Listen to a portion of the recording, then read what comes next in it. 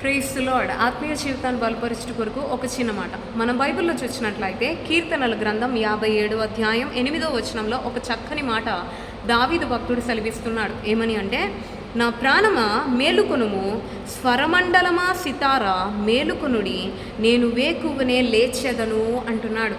దావీదు భక్తుడు ఎవరితో చెప్పుకుంటున్నాడండి? తన ప్రాణంతో చెప్పుకుంటున్నాడు. మీరు దావీదు కీర్తనలు చాలా వరకు చూసినట్లయితే దావీదు తన ప్రాణంతో మాట్లాడుకుంటాడు. నా ప్రాణమా దేవుని సన్నుతించు అంటాడు, నా ప్రాణమా దేవునికి ప్రార్థించు అంటాడు. ఇక్కడ ఏమంటున్నాడు? నా ప్రాణమా మేలుకో అంటున్నాడు. ఎందుకంట? నేను వేకువనే లేచెదను, స్వరమండలమా సితారా మేలుకొనుడి అంటున్నాడు. అంటే తను వేకువనే లేచి ప్రభువుని స్తుతించే వ్యక్తిగా, ప్రభువుని మహిమపరిచే వ్యక్తిగా దావీదు మనకు కనబడుతున్నాడు. దావీదంట దినమునికి 7 సార్లు దేవుని స్తుతించే వ్యక్తిగా ఉన్నాడంట. ఇప్పుడు దేవుని బిడ్డ, ఈరోజు నీ జీవితంలో నువ్వు దేవుని స్తుతిస్తున్నావా? ఆదివారం మాత్రమే స్తుతిస్తున్నావా? లేకపోతే అనుదినము దేవుని ఆరాధించే వ్యక్తిగా ఉన్నావా?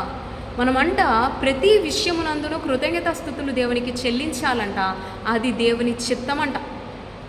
ఎల్లవేళలా ప్రతి విషయమునందును మనం దేవునికి కృతజ్ఞతాస్తుతులు చెల్లించే వారిగా ఉండాలి. అది దేవునికి ఇష్టం.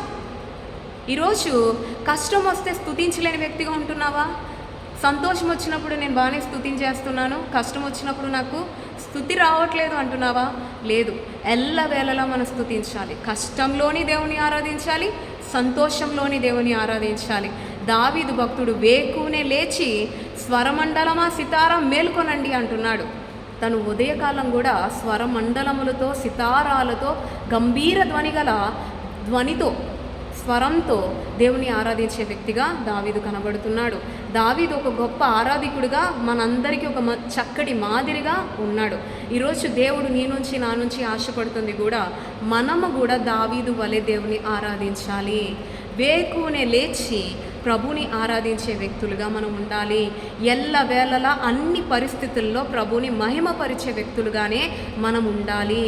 ఎందుకు అంటే, నీవు నేను సజీవులుగా ఉన్నాం. సజీవులే కదా దేవుని స్తుతిస్తారు. మట్టి అయిపోయిన తర్వాత, మన్నుగా అయిపోయిన తర్వాత నీవు నేను స్తుతించడానికి వీలు లేదు. కాబట్టి సజీవులుగా ఉన్నప్పుడే సజీవుడైన దేవుణ్ణి ఆరాధిద్దాం. దావీదు వలె దేవుని నామాన్ని గొప్ప చేద్దాం. అటువంటి గొప్ప కృప ప్రభు ఎల్లప్పుడూ మనకి దయచేయునుగాక. ఆమేన్.